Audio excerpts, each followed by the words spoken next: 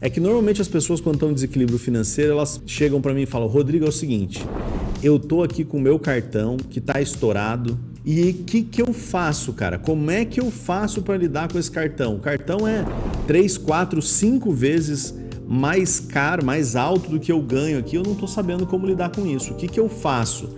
Então a pessoa, quando me pergunta isso, o que ela tá olhando? Ela tá falando: eu tenho dívidas e essas dívidas hoje me parecem impagáveis. Então eu quero explicar para você o que é sair das dívidas, tá? Pô, talvez você acredite, talvez, né? Eu não sei. Pensa comigo, vê aí se isso faz sentido para você. Parcelar é a única alternativa. Então, pô, se você for comprar um carro, você precisa parcelar. Se você for comprar uma casa, você precisa parcelar. Se você vai no mercado, onde você puder parcelar é melhor. Por quê? Porque aí você dilui as parcelas ali ao longo do tempo, faz um valorzinho menor e você consegue atender as suas demandas de consumo, né? Então isso é uma crença. Essa crença te ajuda a tomar decisões repetidas, de sempre fazer parcelamentos. Nada de errado com parcelamento num primeiro momento. Aqui a gente vai ter oportunidade de tratar disso em outros momentos. Mas normalmente a pessoa que chega para mim, ela fala isso: pô, Rodrigo, o que eu faço com as minhas finanças? Eu tô totalmente enrolado, trabalho muito, tenho 2 empregos, dou aula, trabalho de manhã, ainda faço uma aula à noite, ainda faço isso, ainda faço aquilo, enfim. Normalmente, né, são pessoas assim que me procuram. E aí, uma das coisas que eu falo é: pô, como é que tá isso aí? Pô, eu tenho parcela para 3 meses, para 6 meses, para 1 ano, para 2 anos, para 10 anos, né, dependendo se for consignado. Ok, então esse foi um ponto. Um outro ponto é que normalmente essas pessoas acabaram fazendo empréstimos para consumos.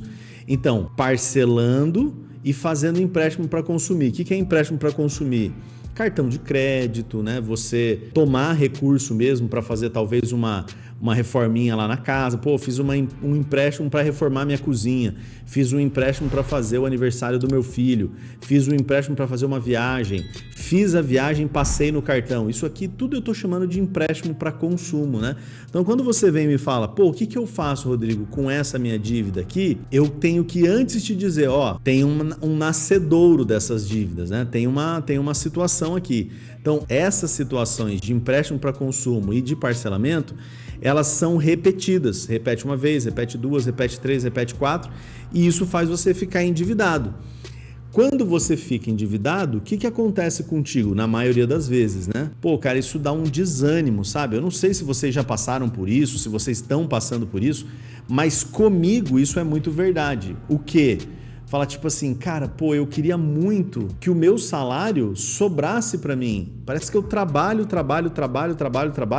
e o salário nunca sobra. Eu nunca consigo vencer as contas, eu não me vejo progredindo. Eu saio cedo de casa, volto à tarde, às vezes estou até sacrificando memórias afetivas com os meus filhos, né? Porque, poxa, trabalho muito, me esforço.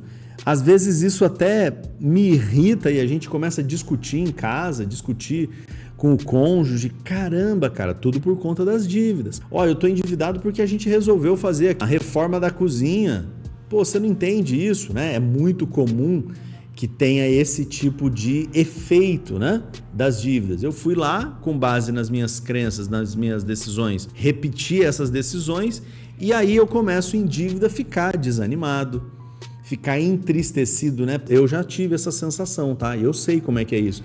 Você tá lá na tua casa e chega a cartinha lá do Serasa, né? Ou de algum desses aí, Boa Vista, sei lá, Recover, e tá dizendo lá: o seu nome tá registrado aqui como inadimplente, você tem 48 horas para pagar, você tem 48 horas para dar um jeito, senão a gente vai bloquear a tua conta, senão a gente vai tomar seu carro, a gente vai fazer isso, a gente vai fazer aquilo. Isso, na hora ali, você pode até não falar assim: pô, fiquei triste. Você pode não falar, você pode aguentar, né? Segurar, matar no peito, mas lá no fundo, isso acaba entristecendo, né? Isso acaba minando a energia. Isso acaba minando a gente, né? Então, quando você vem me perguntar o que eu faço, eu sei que é porque as dívidas te desanimaram, te entristeceram, você quer se livrar desse problema. Só que, como ela te desestabiliza totalmente, né, essa situação de desequilíbrio financeiro, você acaba, muitas vezes, né, se tornando uma pessoa procrastinadora. Só para ficar super claro, tá? Pô, você trabalha muito, eu sei que você trabalha muito, você é muito honesto, eu sei, senão você não estava aqui tentando, né, ouvindo sobre o processo de organização financeira. Mas o que acontece é que o desequilíbrio financeiro ele vai afetar a sua vida como um todo. Tipo assim, ó, eu dei alguns exemplos já, né? Puxa, eu chego em casa cansado e não vejo o dinheiro sobrar tal, porque eu fiz coisas para minha família. Minha família não percebe isso, né? Às vezes não me reconhece, não reconhece o meu esforço. Eu entendo isso, tá? Chega a cartinha lá, você se sente desanimado, né? Então, o que o cérebro faz? Ele quer te proteger. Normalmente ele quer te proteger, ele quer pegar você e não fazer você ficar pensando nessas coisas que são frustrantes. Então, qual que é a saída do nosso cérebro para isso? Ele acaba fazendo o seguinte, ele vai colocar na frente coisas que não são importantes, mas que ele vai falar que são super urgentes. Então, existe de todos os tipos, né? Eu tô falando que é a procrastinação, existe de todos os tipos. Tem pessoa que fala, pô, começa a olhar lá no celular e tá 1 hora, 2 horas, 3 horas no Instagram por dia. Isso é um tipo de procrastinação. Tem gente que se envolve em trabalhos em casa, trabalhos manuais, tipo assim, pô, limpa todas as gavetas, tira tudo, faz faxina, tá sempre se movimentando. Por quê? Porque senão a cabeça volta lá para aquele problema das dívidas, né? Isso faz com que você, embora se esforce muito, na maioria das vezes, sente, eu estou assim, endividado por culpa minha. Porque eu não precisava ter ficado tantas horas no Instagram, eu não precisava ter ficado tantas horas nisso, naquilo, enfim. Você olha para você mesmo e para o que você faz e você se culpa. Porque você sabe que você está procrastinando, você não está encarando aquela situação de frente. Eu entendo, por isso que você vem me perguntar o que eu faço. O Ricardo está falando para mim que ele está muito endividado, não está trabalhando no momento, está muito endividado, tem dívidas com muito mais de 5 anos e ele fala que, entre aspas, crê que o parcelamento seja até bom. Tá vendo, ó? Pô, Ricardo, obrigado por você ter falado isso, né? Por quê? Porque mostra isso que eu tô trazendo aqui para você. Eu tô trazendo um modelo para você perceber, para você se entender. O Ricardo agora vai entender. Ele vai falar, poxa, eu realmente penso que parcela é a única alternativa que eu tenho. Porque senão não tenho como consumir. E aí isso fez ele ficar endividado, ele tem parcela para mais de 5 anos. Então eu chamo de decisões repetidas, né? Porque nem o fato de estar em dívida, às vezes, faz a gente atinar, né? Atinar é você ficar presente, você ficar ali consciente para aquela situação que você está enfrentando. Então agora não tem mais como você esquecer, porque eu estou mostrando isso aqui para você, né? O fato de você ficar numa situação de desequilíbrio financeiro decorre da maneira como você usa suas finanças. O parcelamento em si, às vezes ele é até valioso. A gente vai falar isso aqui nessas lives de aquecimento, a gente vai até, em alguns momentos, vai explicar isso para você. Parcelar coisas que aumentem sua renda é legal. Agora, o problema é que o parcelamento, na maioria das vezes, é feito sobre consumo, para fazer uma reforma da casa, para trocar os pneus do carro, para fazer uma manutenção no carro, para viajar, enfim, né? Para coisas que são consumo. E isso te faz ficar endividado. E é por isso que você está hoje pagando parcelas de consumo que você fez lá atrás. Você não está podendo consumir mais, você está pagando aquele que você consumiu lá atrás. Percebe? Isso desanima, isso entristece. Por quê? Porque causa um desequilíbrio no restante da vida, né? Eu até coloquei aqui, ó, a pessoa fica confusa. É muito comum isso, cara, muito comum. A pessoa ficar confusa, tipo assim, a cabeça, ela não consegue seguir uma linha de raciocínio. Quem aí já sentou para assistir um filme na Netflix e não conseguiu? E aí teve que puxar o celular na hora e começou a fazer outras coisas. Eu falei Netflix, mas pode ser, né? Netflix, Prime Video, o que é?